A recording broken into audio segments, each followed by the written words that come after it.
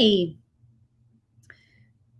Let me start us on Instagram also. I was having some technical issues. So I'm glad I think we're ready to go here. Okay. Um all right, so we are live on YouTube and now I am live on Instagram. I think we've got it. How are we feeling tonight? Let me do this. Do that with my phone. Okay. I think I got it figured out. Kind of a weird setup. Okay, so we're all set. I was able to go. Isn't it weird how when you plan on something and you prepare for something and it doesn't work out, you're kind of thrown off, right? Um okay, so tonight let's talk about I want to talk about the squeaky wheel that gets the oil. We all know that saying, right? Um, I want to talk about how that affects our life on a grander scale, and how we deal with it or how we don't deal with it. So, what made me think of this was today I took the dogs to the park and I'm getting out. I wanted to answer an email before I walked into the park, but I knew I was like, as soon as we pull up, the dogs are going to start going crazy, right? And well, my dogs do. They start to go crazy and they're barking. And if anyone walks by or anyone does anything, they just start, um, going crazy. So I sat for a minute and I'm like, okay, I'm not going to answer this email because they're going too crazy and it's going to drive me crazy and all of that. So um I then caught myself and I was like, you know what? Just because they're going crazy, just because they're having a time, just because they're being super loud doesn't mean that I need to lean into that, right? So I was thinking, okay, these guys are making a lot of noise. I'm not going to be able to concentrate. And I thought, you know what? I can just block them out um, and stay focused. And I thought, God, that's exactly how our emotions are.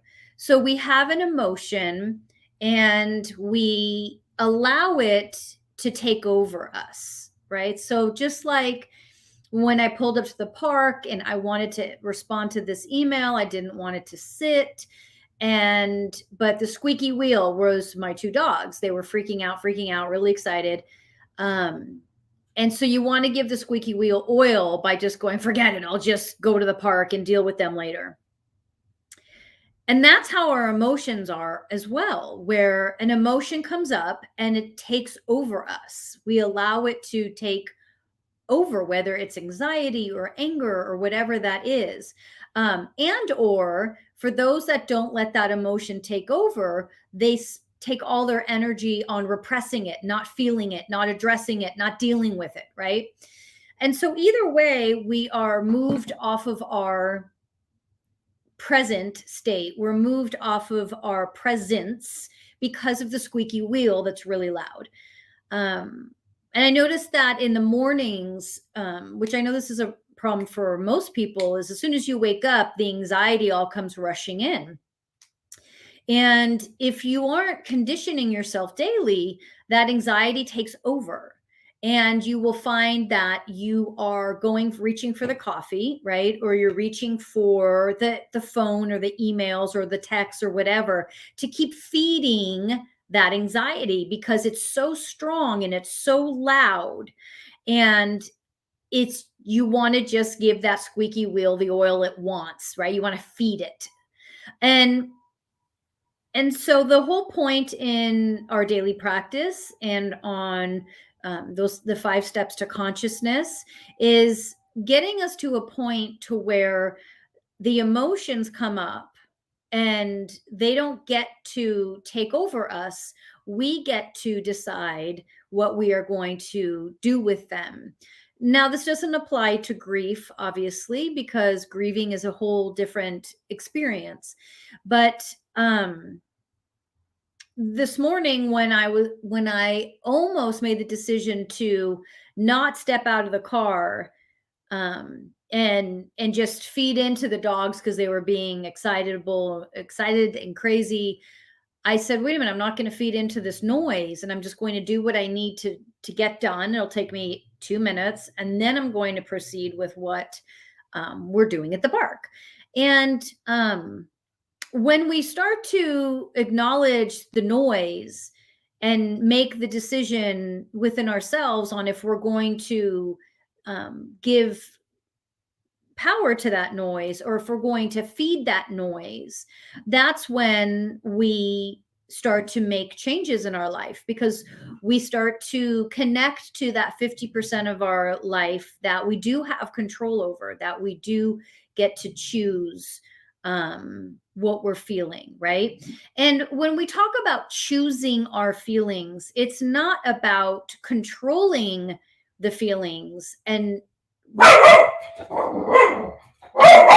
speaking of noise, and repressing the feelings.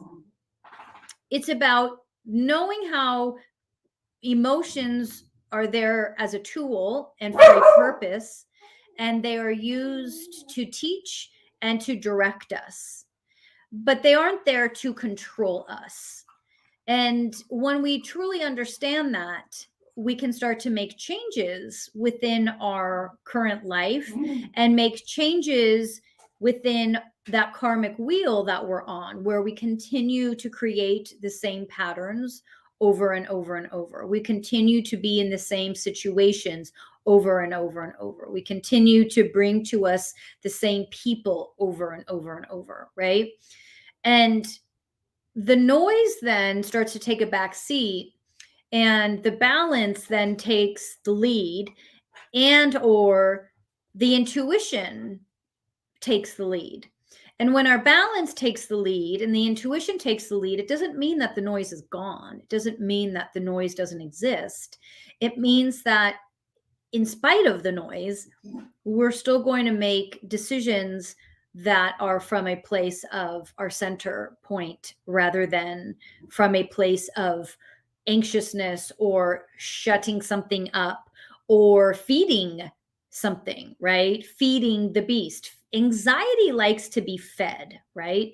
So when we're anxious, we'll find other ways to feed that anxiety. We eat, or we overeat, or we undereat, right? We're trying to control the anxiety in another way. Or we get on our phone and start scrolling or texting or talking to someone.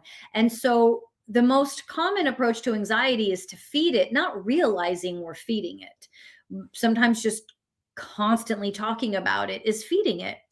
So if you're able to have, I kind of hate this term, but I use it because it's appropriate here, like a toolkit, and you have tools in that box that that can help manage anxiousness, can help manage when you notice yourself moving towards giving that squeaky wheel the oil instead of staying focused on what's in front of you or what's present for you.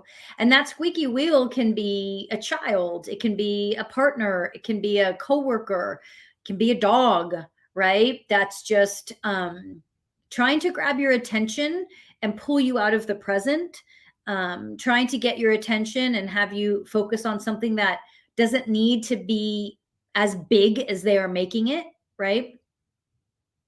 And we can then redirect our lives and redirect our choices and redirect ourselves.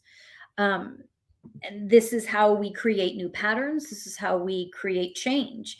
We create change from creating new patterns, because our habitual patterns can be what gets in our way. Our habitual behaviors can be what stop us or continue to direct us down roads that we've already been there, done that, right? So let's get started with a meditation.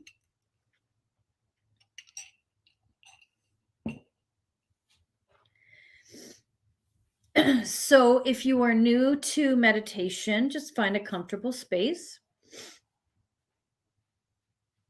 and close your eyes. You can be lying down, you can be leaning against the couch, whatever works for you. 3 releasing breaths. Deep inhale through the nose, exhale, blow it out.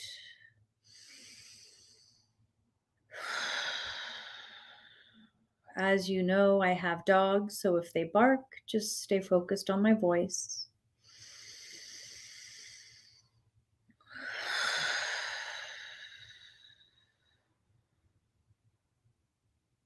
One more time, deep inhale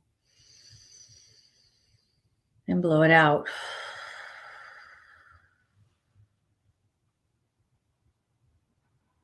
Okay. Relax your shoulders.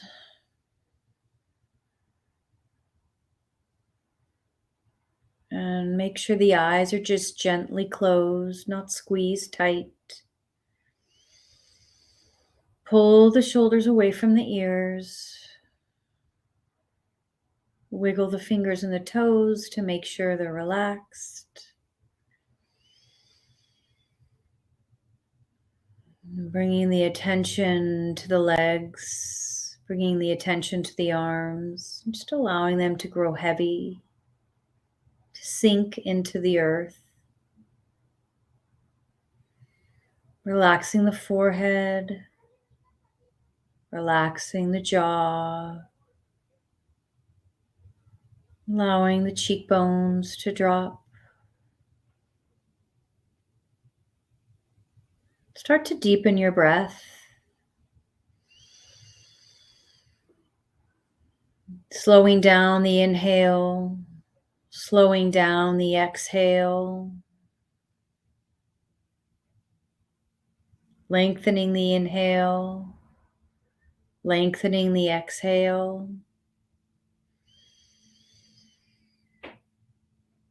Deepening the inhale, deepening the exhale.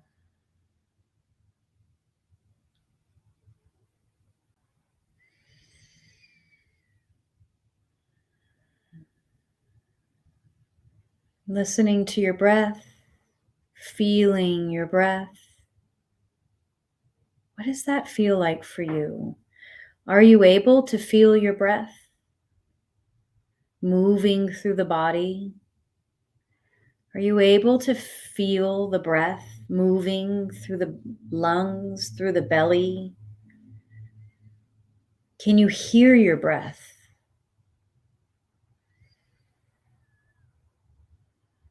Can you feel the body sinking, growing heavy, weighted? You don't need to hold yourself up any longer. You can let go. What does it feel like to let go? What does it feel like to allow the body to grow heavy, to not hold on? What does that feel like? What does it feel like to allow yourself to sink deep into the earth without forcing, controlling, just allowing it to happen? What does it feel like to have a forehead and eyes that are relaxed, not scrunched up? Do you need to loosen the jaw again, relaxing the mouth? What does it feel like to completely let go? Sinking into the earth, allowing yourself to be completely at ease. There's nothing to do. There's nothing to say. Allow the mind to wander. That's its job. Allow the mind to pull up memories. That's its job. You don't need to engage, though. You don't need to latch on to those memories. You don't need to latch on to that image. You can allow it to just move past you, knowing that it's not your job to fight the mind. The mind is just doing what it knows how to do. Let it be. Your job is to allow the body and the mind to work the way it's supposed to work. So the mind is going to hold memory. The mind is going to bring up visuals. Good. Let it do its job. Don't allow yourself to get engaged and caught up. Allow the breath to do what the breath is supposed to do. Allow it to move deep. Allow it to move without you feeling like it's your job to move it. Can you observe the breath?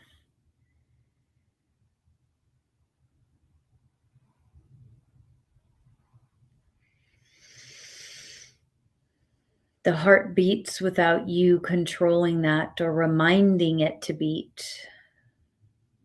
So allow the mind to do the same. You don't harass the heart for doing its job.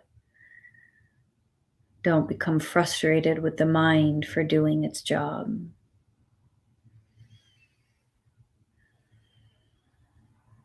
Deepen the breath and bring the belly into the breath. So a deep inhale as the belly expands. A deep exhale and the belly relaxes on its own. Don't force. A deep inhale and the belly expands. A deep exhale. Allow the belly to move with the breath. Allow yourself to expand the belly big. We tend to hold it in tight. We tend to pull it in, allow it to be completely at ease so that it moves with the breath. It expands big on the inhale and it pulls in on the exhale. Deep breath. 3 times.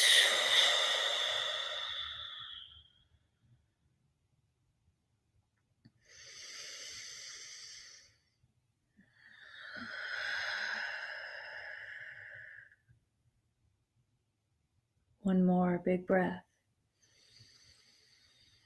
What is the noise in your life? What is the squeaky wheel in your life? Is it a family member? Is it a coworker? Is it a neighbor? Is it your fear? Is it your own mind? What is the squeaky wheel? Is it your anxiety? And instead of providing this wheel, the squeak, with any oil, I want you to allow yourself to stand with that noise. But as you stand with that noise, your focus is on the breath. Your focus is on me. You're allowing yourself to stay present, rooted. You're allowing yourself to still feel the breath and hear the breath. Place your right hand on your belly, your left hand on your heart, and now you're allowing yourself to feel your heart pulling you deeper into the body and into the present moment. The right hand feels the belly moving, allowing you to stay in the body, present. That noise might get louder, but you don't move. You're not ignoring the noise. You feel it, you hear it, but you don't move. What does that feel like for you? Deepen that breath if this is a struggle. Slow down that breath if this is a struggle. Focus on my voice if that's a struggle. Become aware that the breath is the only thing that's needed right now. And even though the noise circulates, I can't break through. A barrier is created through the balance and the presence of your breath. That barrier doesn't block, and it doesn't even protect. It simply allows you to observe from a balanced perspective.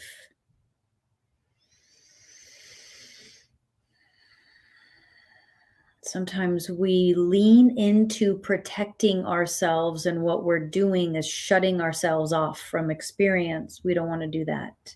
We want to have the experience. We want to manage it from a place that is balanced for us. So we're filling ourselves up in this moment with the breath. We're filling our cup so it's overflowing. And we can hear the noise, but we understand we don't need to grab onto it or lean into it. It can coexist with you. How much of that noise is your responsibility?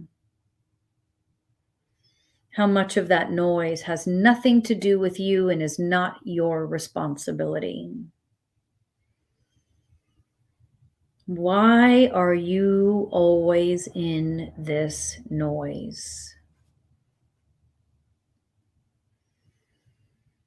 Breathe. Why are you always in this noise?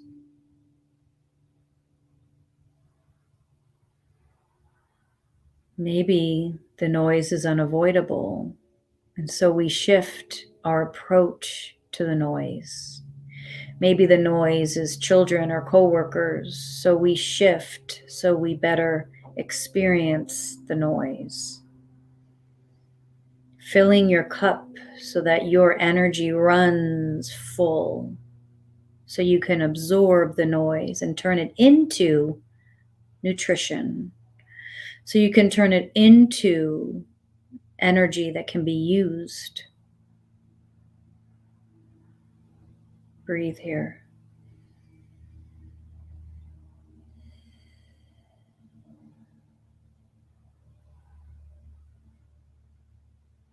Okay. I want you to gently open your eyes. Maybe you have pen and paper around. Maybe you want to go get it. But I want you to sit for a minute or two and either write about or become aware of what the noise is that's in your life. And why is this noise there? Not your opinion of the noise, but why your intuition speaks. And it may not speak in full sentences, and it may not give you the full experience just yet, but it'll come. What do you need to do in your daily practice to help you manage the noise? To help you not react and respond to the noise, but more importantly, if your cup, metaphorically, meaning you, is full energetically, if every day you fill you energetically, if every day you are full, that doesn't mean that every day you are joyful. Doesn't mean that every day you're full of energy and full of positivity. What that means is you are, hang on. I want to remove someone. Okay. Hang on one sec.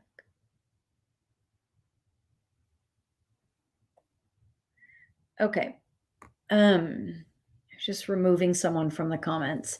So when we're talking about filling up your cup, right? So when we talk about being full and our cup is full, Our cup is full doesn't mean I have all the money I need, I have the job I want, I have the partner I want. Your cup being full means that you have found a way every day to energetically balance the emotional body, energetically fill yourself so that when noise comes in, because noise is inevitable, noise is always going to come in.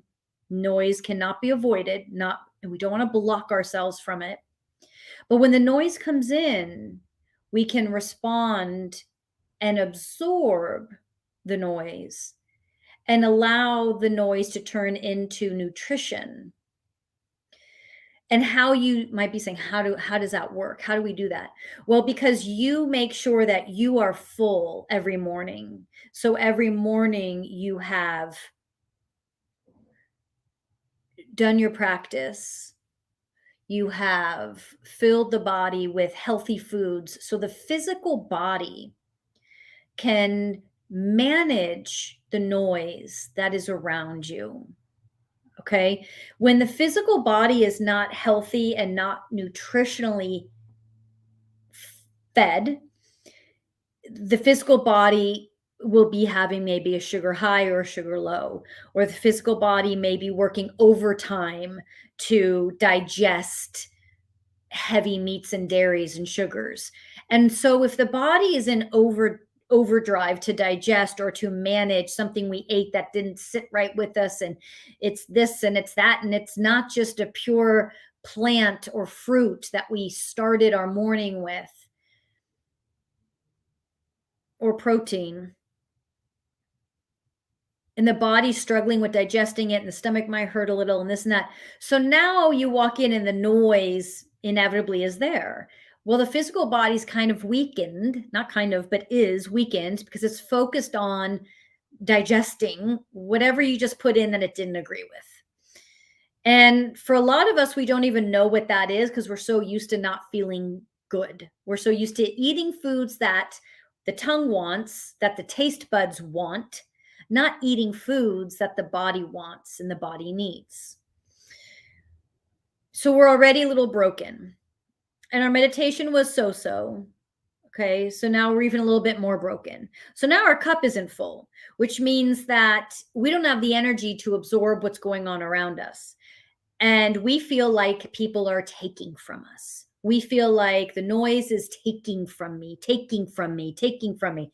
And that's where people move into protection, blocking, you know, and blocks and protection are needed at some points in our lives, but not for everyday use. We shouldn't be blocking and protecting every single day. We should be learning. I'm not saying control our surroundings, and I'm not saying get used to your surroundings, but if you find, so let me go back. When I was in an environment that was doing what I just described, okay, I found that I was constantly having my knee-jerk response was to protect and to block. I thought, this can't be my life. Like, I can't spend my whole life blocking and protecting. So that's when I shifted my meditation practice. And so my cup was full. So I was full energetically. And that fullness would last till about lunchtime. And I'd have to refill my cup. And so as I was allowing the noise to exist and I wasn't engaging in it or being pulled into it, I intuitively, the body naturally, the energy of the soul naturally will absorb energy and turn it into nutrition. If the physical body is strong and healthy, and the foods you're feeding it are strong and easy digestible and feeding the physical, if the physical body is healthy and strong because it's flexible, because the muscles are utilized, so they're strengthened, the lungs are strong because we're working from a cardio perspective. So now because the physical body is 100% affected by the noise in our life. So when the physical body is at its strongest, and that simply means you are constantly exercising it, feeding it, right? Healthy foods. I'm not saying we don't cheat. We all cheat. There's nothing wrong with that. But your pattern is health and fitness, okay? And then on top of that, now we've got a strong physical body. So the noise is coming in and the physical body can absorb the noise because it's strong, okay? And then we have this meditation practice. Doesn't have to be long, whatever that meditation practice is for you, that helps to balance the emotional body and helps to balance the energetic. And now this noise starts to come in, and the physical body is able to absorb it, and the emotional body is balanced enough. Not saying perfect. None of this requires perfection. None of this requires perfection. But you've been conditioning it and conditioning it and conditioning it. And all of a sudden, that noise is absorbed and you can manage it better. You can respond to it better. You can disconnect from it better. I'll give you an example, a personal example. So, for me, what comes easy for me is eating right and exercising. That's easy for me. I know it's not easy for everyone. I'm saying it's easy for me. That just happens to, for whatever reason, that's easy for me. I grew up in a healthy home and it's just something that I've always practiced and understood. And I say that because I know it's not easy for a lot of people. And just because it's easy for me does not mean it's easy for other people. I'm saying, like, that's not my struggle. What is my struggle is my reaction, my emotional, my, the fact that I react. That's what I'm trying to say. I react. Okay. And so there's some people who may struggle with, healthy diet and healthy eating, but they're really good at not reacting to situations, but instead, like, walking away, taking a minute to think. I'm not good at that. So we all have something to work on, right?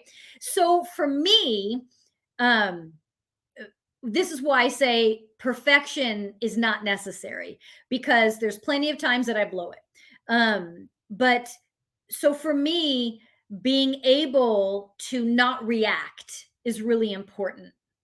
Um, so so for me, I have, like, for some of you, you might be like, listen, I'm okay with that. And I know, and I don't repress. I'm good at walking away and sitting and thinking, but I'm not good with my diet and exercise. So you're the opposite of me, right? So in the morning times, I just make a quick smoothie. Like, to do something quick, right? So if you're not good with diet, let's say, spend more time in the morning really creating a plant-based healthy breakfast, because that's going to set the tone for what you crave or don't crave throughout the day. You might spend more time with that than meditation. For me, I need meditation so that I don't react, right? You guys follow how we all have our thing. And so whatever your thing, your kind of weaker link is, spend more time on that, right? So even though I talk about how important meditation is, it's imperative, it's non-negotiable. But if you know that your diet is something you struggle with more so, and you're more willing to sit in meditation anytime, then spend that extra time in the morning creating something healthy for your physical body, right? Because then those two balance out. You're like, I'm already kind of good at not reacting, but it's the diet that I'm not great at. So let me spend a little bit more time there, right? And again, perfection is not what we're looking for. You don't need to be perfect to reach this place. You just need to be consistent. I have a question here. I feel like it's my job to hold the noise or relieve others of their noise. So that's codependency, right? You have a codependent personality. And I had a codependent personality. And the moment I had someone say to me, she was a teacher of sorts, and she said, codependency is a selfish space to be in, because you're making it about you. It's not you aren't God. So who are you to think somehow you can actually change that person, fix that person, stop that person's noise, relieve someone else of their noise? Who are you to think that you can do that? And when they told me that, I thought, wow, I never saw codependency as selfish and a little arrogant because you think that it's about you. It's my job to fix. It's my job to do this. So Anjay, and for some of you, like Anjay heard me. Like a lot of people may not hear that and might just kind of give me the middle finger and walk off. But the fact that you heard that says you're going to be fine. But that hit home for me. I was ready to hear it. I was like, selfish and arrogant. That's ugly, right? Who am I to think you can't remove someone's noise? You can't remove someone's pain. You can't relieve anyone of anything. Period. End of story. Period. End of story. And when you accept that, now you can get on a path of genuinely helping people, truly helping people. I'm not helping you if I don't give you tools. I'm not helping you if I tell you, you need to follow me, you need to do what I do, you need to do what I say. I'm not helping you. I'm helping you by giving you 5 steps, which are like, it's not a book, it's just 5 steps. And read any book and it's going to tell you the 5 steps. Meditate, eat better, exercise, do yoga, go to therapy. That's how we exist on this planet. That's it. Now, within all those things, we all have different stuff, right? Therapy might be just journaling for some of us. Therapy might be our best friends or whatever, right? Yoga, whatever form of yoga. For some people, yoga is maybe kung fu or martial arts, or they're stretching every day. Fine, I'll take it. Because you know what your body needs, not me, right? Meditation is non-negotiable. There is not one human on earth that does not need meditation. So that's easy. Exercise, not one human on earth that doesn't need exercise. Now, what that exercise looks like will be different for all of us. Different for all of us. And a plant-based diet. Fruits, vegetables, proteins. And the reason why I say plant-based is because animal proteins are very hard to digest. They sit in the gut for a long time and don't break down easily. So when something sits in the gut and doesn't digest, when we're trying to deal with our outside noise, guess what? That outside noise just sits there in the gut with that food that's not digested. And we all know what sugar and alcohol and caffeine do to us. In moderation, it's all fine. It's not in moderation, it's fine. Severe moderation, though, you know what I mean? But I'm just being honest. So now you take all of that and you do your best. You do your best. That's it. You don't stop because you can't do all of it. You just do your best. Because if you're doing your best every single day, even on your worst days, you're conditioning yourself to be clear, stronger, to be able to handle that outside noise, manage it energetically better. And before you know it, you will inevitably crave a healthy diet. You will crave exercise. You will crave meditation. You will crave journaling, or like, God, I need to talk to someone, or I need, whatever that help is. And when I say crave, I mean it, because you are now listening and your body is talking to you and it's clear so you can hear it. And you will go, oh, I want that. I want to do that. I need to do that. Questions?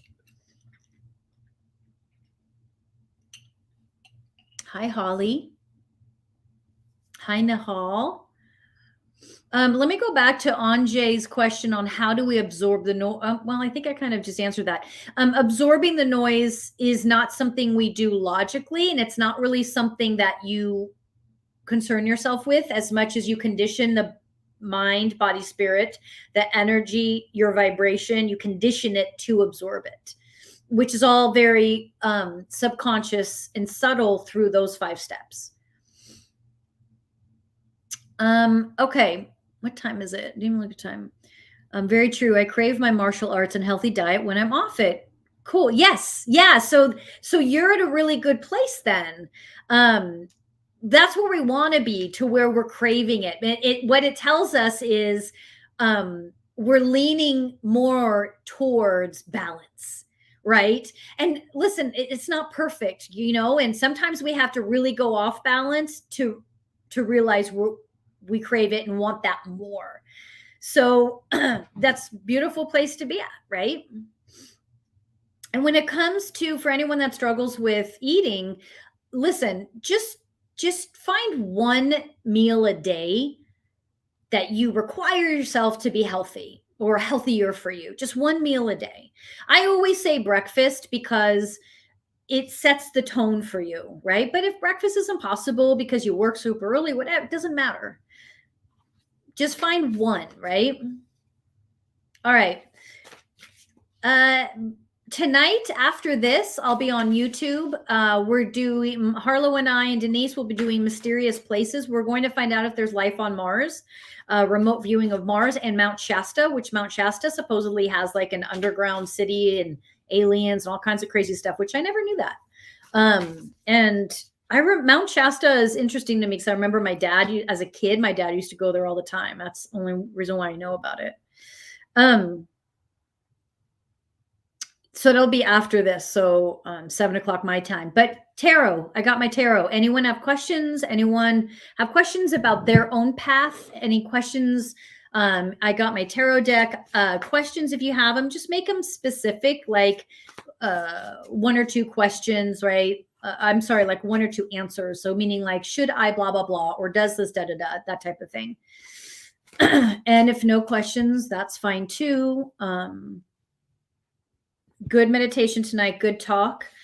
I'll be back. I should be back next Thursday, same time, doing the same thing. I repost these, so if you missed it.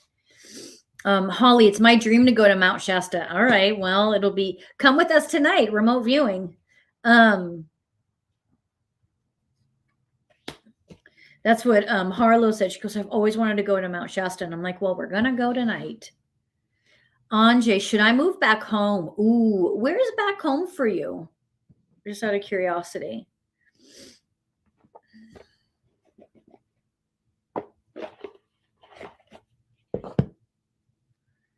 I'm feeling, for some reason, I keep hearing I'm just a yes.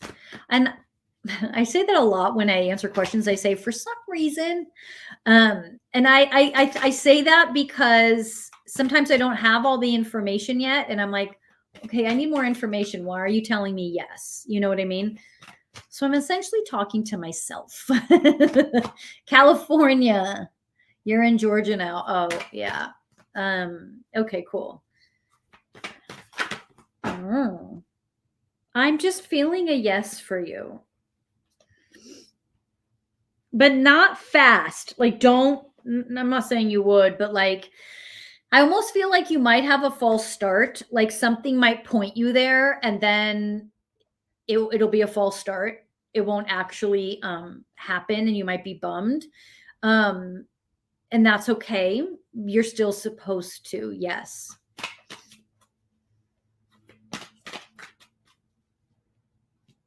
Yeah. Yeah. Yes. Yes. Cards are just saying, just confirming what I was feeling. So yeah. I applied to some jobs. When will I get a new job? December, I'm hearing, Holly.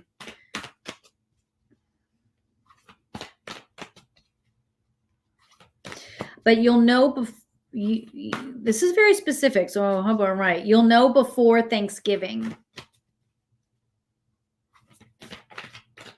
You'll start in December. You'll know before Thanksgiving. Try not to get ahead of yourself. I don't know what that means.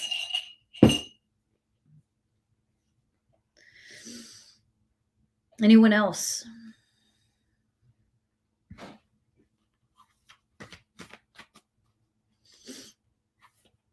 Okay, if no other questions, I'm going to get ready for Mount Shasta and Mars. And hold on, I just started a new job, but have an interview tomorrow for a completely different path. I'm feeling drawn to it, but I'm unsure because I've been burned in the past. Should I pursue it? I'm feeling hesitant about that. I'm feeling hesitant about that. I'm feeling like you need to go to the interview and then take a beat. Like if something doesn't feel right. Something doesn't feel right. Go to the interview. It's like take the weekend and you'll find out what's missing. Like there's a missing piece that's not right. Something's not right. Carrie, really just looking for a yes or no. I'm having some health concerns and wondering if it will be sorted okay positively. Okay, Holly, good. Thank you. You're welcome, Anjay. Always love having you, Anjay, and always good to see you, Holly. Carrie, I don't want to answer health here, especially. I don't like to answer health here. There's too much energy here, and that's not something I want to mess with. So I do $25 for a yes or no question, especially if you don't want too much information. That's easy enough. You can just DM me, and I can do that for you tomorrow. But I don't want to, yeah. And usually I like to get pictures of you so I can get real clear. I don't want to mislead with something like that. Sagittarius is here. Great. Good, good, good. All right. We good? We'll see you next week this time, or I'll see you in 10 minutes on YouTube. Remote viewing Mount Shasta, the aliens and Mars. Okay, guys. Thank you. Always love seeing you. Always love doing this with you. So I'll see you in 10, or I'll see you next week at this time.